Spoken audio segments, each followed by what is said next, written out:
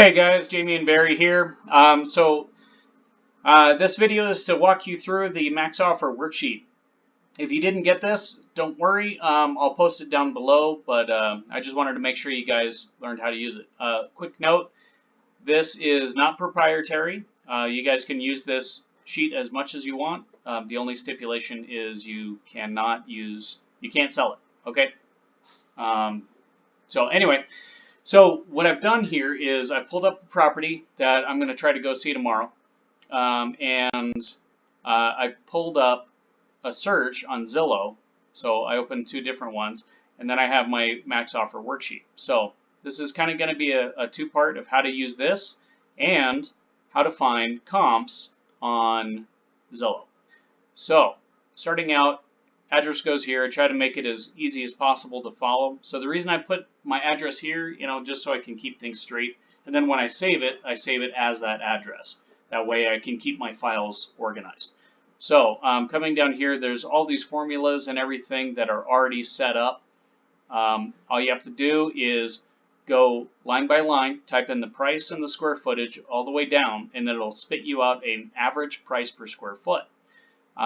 So what I've done is I took this property that I want to see, I copied the address here and pasted it into an additional Zillow search. So it gave me my property right there, or around there. So what I want to do then is find, sometimes it's hard to find properties in a certain radius, so we want to try to keep that as close as possible. But what you do is on this little bottom thing, you click here on it. This will have like other colored dots on it, here, like that. But so you want to click off of everything except for recently sold, okay? And then you should know your price range in the area. I know that in this area, houses don't usually sell for more than 200,000. You could do more if you wanted to. It might add a few,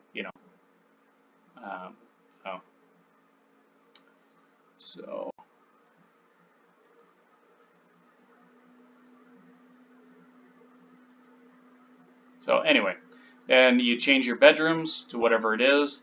I want at least 2, because this one is 2. Then you come over here and you want to make sure that your home type matches what you have. So this one is a house, so it's going to match. If you have a manufactured home, it's right there. It's pretty self-explanatory. Just make sure all the ones that you don't want are unchecked, because you don't want to compare a house to a manufactured home. It's going to screw up your results. Then you click on more here. And a fun fact, if you're not searching for comps, if you are searching for houses to buy, come down here in the keywords and type in TLC or needs work or something like that, and you'll be surprised how easy it'll narrow your search quite a bit. So you change up your paths. You can change your square footage, your year built. So the year built, I'm going to go from, let's see, what was it? When was this built? 1924. So back in the 20s, the houses were built a lot differently. So I'm going to narrow, you can narrow the search. So 1900, we don't want the year 4000. So let's go, just for this sake, we'll go 1980. And then you want to change this. You want to be as close as possible. We'll just do 12 months, okay? So there we go. We got a lot of results, okay? There's a house that sold for $10 right there. Anyway, so you can just play around with it and narrow your results as much as possible. Really what you want to look at is the sold in, if you want to change that to 6 months, that's perfect. You can narrow in the date. Let's see what this does. And you just play with it until you get, you streamline your results. And if you zoom in a little bit, it'll narrow your search parameters around there. So what then you do is you come around here and things that are like super low, you can throw out, because those were probably other people that bought rehab or properties to rehab. So you want to look at other properties. These are all, I've already looked at some of these. But things that are, okay, so these are more like it, like 79, 80. I already pulled some numbers just to speed things up. So here's the normal range. Like, okay, 90, now we're getting into some good numbers. And as long as this matches, so what you're looking at, okay, this has 4 bedrooms, that's not as good of a comp. I'm going to throw that out. But this 124.9, 2 bedrooms, 1 bath, 1,300 square feet. That's perfect. So is this one. So you just copy the data over into here. I've already done this, so it would go a little faster. And then, so once you type in all your prices and all your square footage for each comp, so each line is its own comp, down here at the bottom, it'll automatically give you an average price. Now, if you only have 3 comps, delete these and then just click on this and then go up to the average bar, or you could just calculate them yourself. Then down here, these 2 boxes, average price per square foot and ARV, will automatically populate. All you got to do is come here to the home square footage and figure out what it is from here. Now this one is, I kind of chose a bad example, and I'm sorry for that, because this says 3,712. That is not a 3,000 square foot house. Even if you added in a basement, that's max 2,000 square feet. So hopefully I get to see this tomorrow and I can see what's going on with this. But, so just for time's sake, I'm going to put in 10,000 square feet, or I mean 1,026, sorry. So then that, if I type in, you know, let's say 1,050, it automatically adjusts everything. So then you come down here, and right here is your investor discount, okay? So it's automatically, if you come up here to the where the formula is typed in, you can see it says 0.0 or 0.7. If you type in a 5 behind it and then hit enter, it'll automatically change it. So now it's 25% lower than the ARV. So the investor discount, that's going to be whatever your investor gets as their profit. I start out at 70%. It just gives them a nice profit. Try to make, you know, you want to make your investors as much money as possible. That way they keep coming back to you. So then, but that provides you some wiggle room. And I'll talk about that at the end. But then on the repairs, over here on the side, it's highlighted. This is light to heavy estimates. So these estimate numbers were given to me by one of my mentors. So if you look up here, it says 12. So that's saying that for a light repair for this house, it's $12 per square foot. And then up here to medium, light to high. So it's a range of $18 to $22. Anywhere in that is considered medium, and then high, light and heavy, is $28 to $32. Again, those numbers are right there.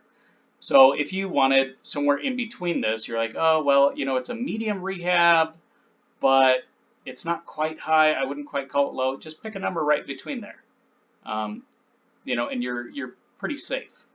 So all of these are calculated for you. And so you might be asking, well, Jay, how do I decide which one is which? Well, light is cosmetics. It just needs some paint, maybe a door replaced, some hardware, you know, regular stuff that you could knock out real quick.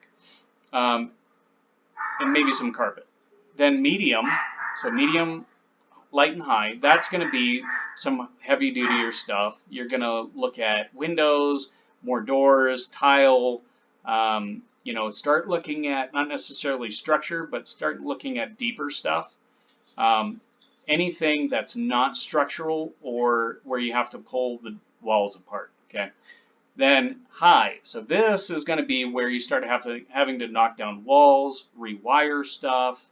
That's where it's important to look at your outlets to make sure you have grounded outlets. If your roof needs redone, if you have parts of the wall that have big cracks in it, if you have potential water damage, you're going to be more in this range. So this one, just looking at it, I can tell all the windows need to be replaced.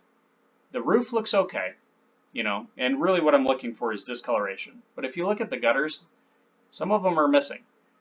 So I'm going to say the gutters need to be replaced.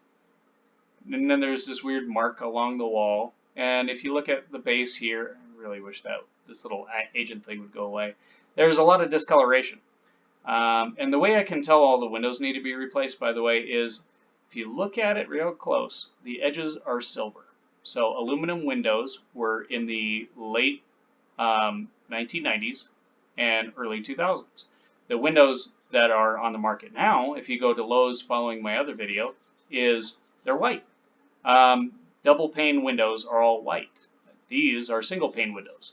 There's maybe one right there. It's hard to tell. That looks more like it's a wooden frame, and then they're all over the place. So they all need to be redone. That looks like an air conditioner, maybe. I don't know. Hard to tell. So I'm going to say that this probably needs a medium rehab, maybe on the higher side, because there's some funky stuff going on here. So I'm going to come back here and I'm going to say, okay, medium high.